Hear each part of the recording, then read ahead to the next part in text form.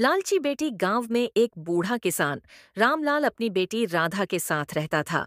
उसकी पत्नी का देहांत हो चुका था और उसकी एकमात्र संतान राधा ही थी। रामलाल बहुत ईमानदार और परिश्रमी व्यक्ति था, लेकिन उसकी बेटी लालची और स्वार्थी थी।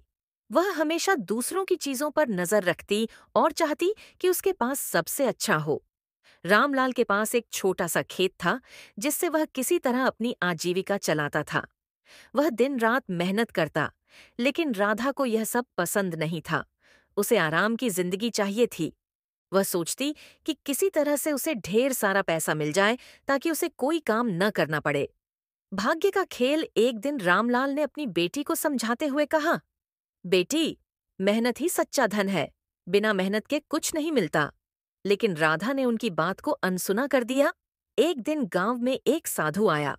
उसने कहा कि जो कोई भी सच्चे मन से ईमानदारी और मेहनत का पालन करेगा, उसे आशीर्वाद मिलेगा। लेकिन जो लालच करेगा, वह अपने ही जाल में फंस जाएगा। राधा को यह सुनकर कोई दिलचस्पी नहीं हुई, लेकिन तभी साधु ने एक रहस्यमयी बात बताई। साधु ने कहा, अगर कोई सुबह सूरज उगने से पहले जंगल में जाकर पीपल के पेड़ के नीचे बैठेगा, तो उसे अनमोल खजाना मिल सकता है। लालच का परिणाम राधा के मन में लालच जाग उठा। उसने सोचा कि अगर उसे खजाना मिल जाए तो उसे कभी काम करने की जरूरत नहीं पड़ेगी। वह अगले दिन तड़के ही उठी और चुपचाप जंगल की ओर निकल पड़ी।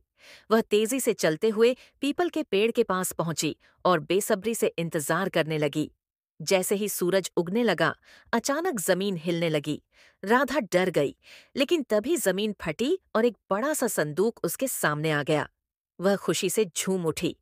उसने झटपट संदूक खोला तो उसमें सोने चांदी के सिक्के भरे थे।